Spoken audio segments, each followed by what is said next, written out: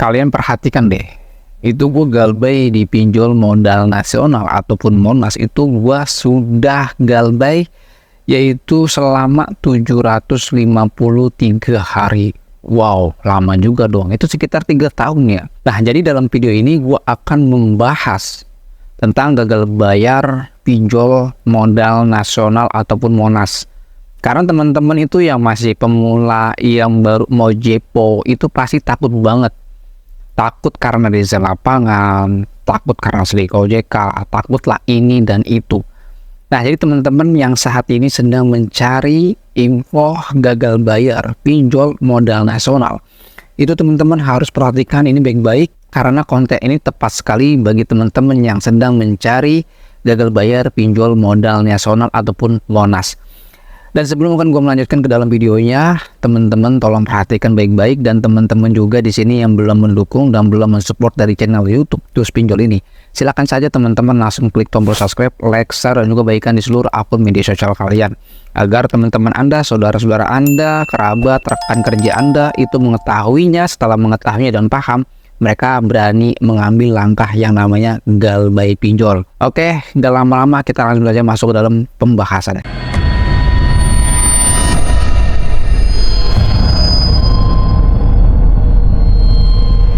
Assalamualaikum warahmatullahi wabarakatuh. Kita berjumpa kembali lagi di channel YouTube Dus Pinjol.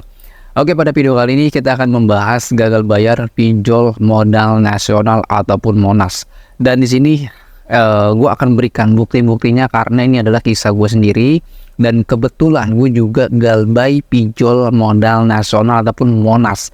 Dan tadi kalian di awal video sudah lihat kan bahwa gue memiliki gagal bayar pinjol modal nasional itu selama 753 hari. Oke, di sini kalian perhatikan baik-baik. Itu karena banyak sekali pertanyaan ya pada waktu gua live, pada waktu gua berbincang dalam grup, pada waktu gua menangani konsultasi kepada member yang ada dalam grup WhatsApp. Mereka itu takut sekali karena gagal bayar di pinjol modal nasional. Sedikit kita akan ulas tentang pinjol modal nasional. Pinjol modal nasional itu adalah pinjol legal berizin OJK. Nah, mungkin teman-teman ataupun teman-teman pernah ketemu dengan joki pinjol ataupun orang-orang lain mungkin akan mengatakan bahwa pinjol modal nasional ataupun Monas itu status kategorinya adalah semi legal. Nanti kita akan bahas juga tentang pinjol yang mungkin dikategorikannya semi legal. Di Indonesia ini pinjaman online atau pinjol itu ada 2 statusnya. Yang pertama legal dan ilegal. Ilegal tentu dia tidak berizin. Yang kedua adalah legal, tentu dia berizin. Nah, itu lebih jelasnya. Teman-teman tuh akan bertanya, Bang, pinjol modal nasional itu ada DC lapangannya atau tidak? Apakah pinjol modal nasional itu masuk slik atau tidak?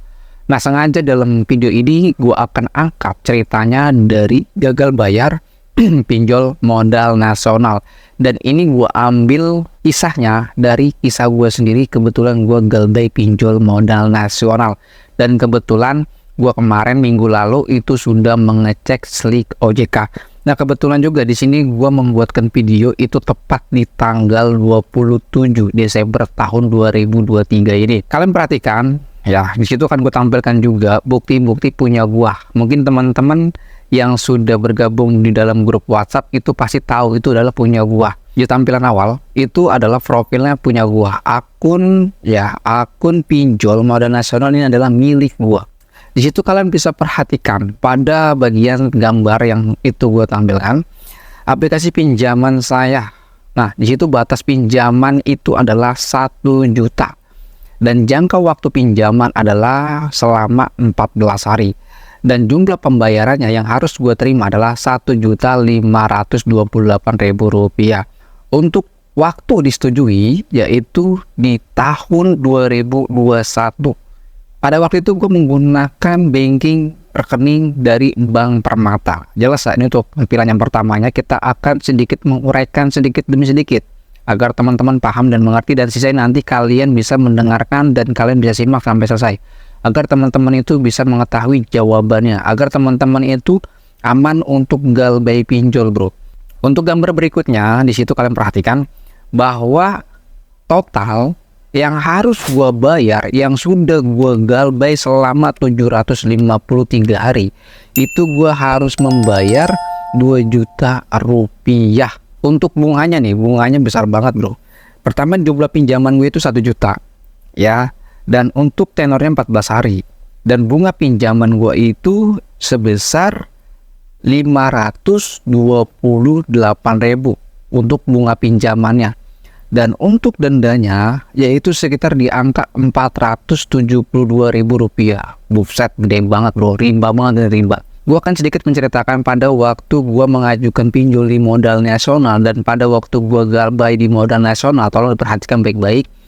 Pada waktu itu gua mengajukan pinjaman online di modal nasional, itu gua mengajukan cuman 1 juta rupiah. Cuman 1 juta rupiah.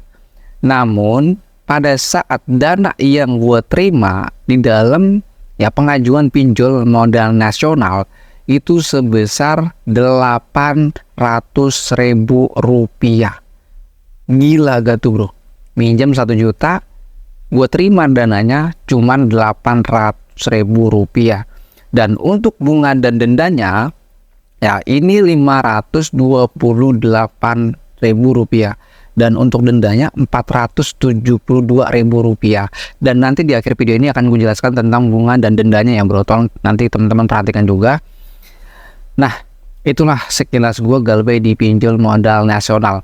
Nah, teman-teman juga itu pasti akan bertanya, bang, DC lapangan dari pinjol modal nasional itu apakah ada atau tidak?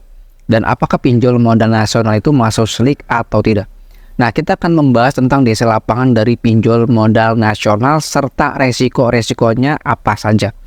Yang pertama, untuk DC lapangan dari pinjol modal nasional itu sampai saat ini belum ada. Dan gue juga belum didatengin. Dan untuk teman-teman gue yang sudah ya mungkin satu circle dengan gue, mereka juga sudah galbay di pinjol modal nasional, mereka sampai saat ini belum juga didatengin untuk wilayah Jabodetabek. Temen gue di Tangerang dan gue di Jakarta ya, dan banyak sekali member-member gue yang galbay di modal nasional itu belum didatengin. Catat ya bro. Dan untuk apa saja resikonya itu bang ketika kita galbay di pinjol modal nasional? Yang pertama adalah bunga dan dendanya sangat tinggi sekali, berat untuk kita bayarnya. Bayangkan saja tadi kalian sudah mendengarkan, gue mengajukan di pinjol itu di modal nasional 1 juta, namun dana yang gue terima adalah sebesar adalah cuman 800.000, dan gue galbay itu sekitar 792 hari, dan denda yang akan gue terima itu untuk gue kalkulasikan ya, gue totalkan itu jumlah nominalnya sebesar 2 juta. Gokil, gila, gede banget. Itu resikonya ya bro. Resiko yang keduanya adalah pengajuan Anda untuk mengajukan lagi di pinjol legal atau ilegal, itu teman-teman tidak akan bisa mengajukannya kembali di aplikasi pinjol legal, semi, dan juga ilegal. Itu teman-teman tidak akan bisa mengajukannya lagi. Itu resikonya. Nah, resiko berikutnya adalah yaitu cara penagihan DC dari pinjol modal nasional. Pada waktu itu gue galbay di pinjol modal nasional di tahun 2021. Itu DC-nya luar biasa sekali nagihnya, luar biasa. Seperti kayak pinjol ilegal, namun tidak sebar data. Pinjol modal nasional cara nagihnya tidak sebar data, namun cara dia chat nasabah ataupun telepon nasabah ini tidak memiliki attitude yang baik, tidak memiliki sopan santun yang baik, namun dia tidak sebar data. Nah, selanjutnya cara penagihan DC-nya dari pinjol modal nasional ini bawel, rewel, nagih di kondar ya bro, bukan mengingatkan tapi nagihnya di kondar. Nah, kebetulan pada waktu itu kondar ataupun kontak darurat gua di aplikasi pinjol modal nasional itu adalah nomor gue juga. Jadi gue nggak terlalu pusing, nggak terlalu cemas karena nagihnya itu masih di nomor gue juga. Nah, pertanyaan juga dari teman-teman, apakah pinjol modal nasional ini bisa keluar kondar atau tidak? Pinjol modal nasional tidak akan nagihnya di luar kontak darurat. Kenapa? tadi gue sudah melakukan login ulang. Ya, tadi gue baru saja login ulang pada hari ini gue untuk mengambil sampel, dan tidak ada yang namanya akses kontak di dalam aplikasi pinjol modal nasional. Jadi teman-teman tuh kalau misalkan galbay di pinjol modal nasional, tak perlu takut Anda ya biasanya menagih di kontak darurat ataupun di luar kontak darurat. Teman-teman nggak usah takut. Ya, kalau DC dari pinjol modal nasional dia nagih di kontak darurat ataupun di luar kontak darurat, itu segera laporkan kepada OJK ataupun kepada platformnya agar teman-teman itu ya pengajuannya disetujui dan teman-teman juga nggak akan ditagih-tagih dengan cara-cara brutal. Dan selanjutnya untuk masalah semi ini ya bahasanya, mungkin teman-teman kalau di konten-konten lain ataupun di live di TikTok ataupun joki-joki itu biasanya pinjol modal nasional mereka bilangnya mengkategorikannya adalah pinjol semi legal. Ya, semi legal apa tuh Bang? Nanti kita akan jelaskan. Nah, kalau teman-teman mendengarkan kata-kata semi legal, kalian jangan mudah percaya bahwa itu adalah pinjol ilegal. Pinjol yang dikategorikan dengan semi legal yaitu pinjol tidak masuk slik OJK, yang kedua tidak sebar data, yang ketiga pinjolnya nggak ada DC lapangan. Namun teman-teman jangan pernah terkecoh dengan informasi-informasi yang menggunakan kata-kata istilah pinjol semi legal. Ya, pinjol semi legal itu status aplikasinya adalah legal, catat ya bro, bukan ilegal. Jadi teman-teman kalau dibujuk rayu oleh joki pinjol ataupun siapapun dia yang mengatakan ini aman kah untuk digalbay, ini kah aman untuk digalbay karena ini semi, mereka mengatakan aman karena Anda adalah sebagai target agar teman-teman itu bisa dijokiin sama si joki tersebut, agar jokinya mendapatkan keuntungan dari hasil ngejokin Anda ya. Nah, itu dari kisah dari semi legal.